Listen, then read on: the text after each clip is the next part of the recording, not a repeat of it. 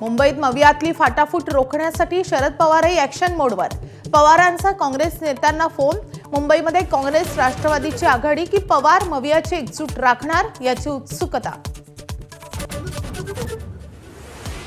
एकला चलोचा नारा देणाऱ्या काँग्रेसला सोबत घेऊन मवियात लढण्यासाठी उद्धव ठाकरे प्रयत्नशील। मुंबई महापालिकेसाठी वज्रमुठ आणखी घट्ट करण्याचा ठाकरेंचा निर्धार। शरद पवारही सकारात्मक असल्याची माहिती। मुंबई महापालिकेच्या भाजपच्या अंतर्गत सर्व्हेमध्ये 100हून अधिक जागा मिळण्याचा अंदाज। विरोधकांच्या बालेकिल्ल्यातही सुरुंग लावण्याची भाजपची रणनीती।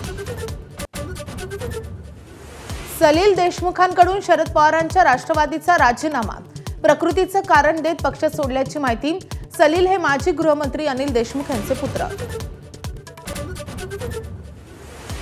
नगरपालिका आणि नगरपंचायतींच्या निवडणुकांचे अर्ज माघारी घेण्याचा आजचा शेवटचा दिवस। अनेक बंडखोर आणि अपक्ष उमेदवारांचे मनधरणीचे प्रयत्न सुरू। काय समीकरण ठरणार याची उत्सुकता। पुणे जिल्ह्यात राजगुरुनगरमध्ये नगरसेवक पदाच्या एका जागेसाठी 1 कोटींची बोली लागल्याची चर्चा। सत्ताधारी विरोधकांचं साटोलोट असल्याचीही चर्चा। पुण्यातल्या 16 वृद्धांच्या हेळसांडीची चौकशी होणार। एबीपी माझाच्या बातमीची सरकारकडून दखल। 3 अधिकाऱ्यांच्या चौकशी समितीची लगेचच स्थापना। समिती आजपासूनच तपास सुरू करणार।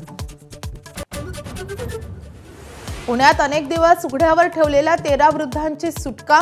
दादासाहेब गायकवाडकडे ससून रुग्णालयानं सोपवलेल्या एका वृद्धाचा मात्र पत्ता लागेना। पोलिसांकडून तपास सुरू। गायकवाडला ताब्यात घेऊन चौकशी।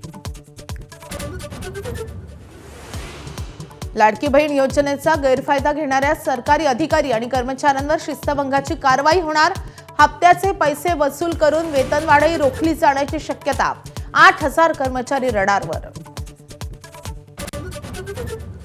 कल्याण डोंबिवलीतल्या 64 बेकायदा इमारतींचा मुद्दा पुन्हा हायकोर्टात। हातोडा चालवण्याच्या हायकोर्टाच्या आदेशांची अंमलबजावणीच नाही। हायकोर्टानं पुन्हा बजावली नोटीस।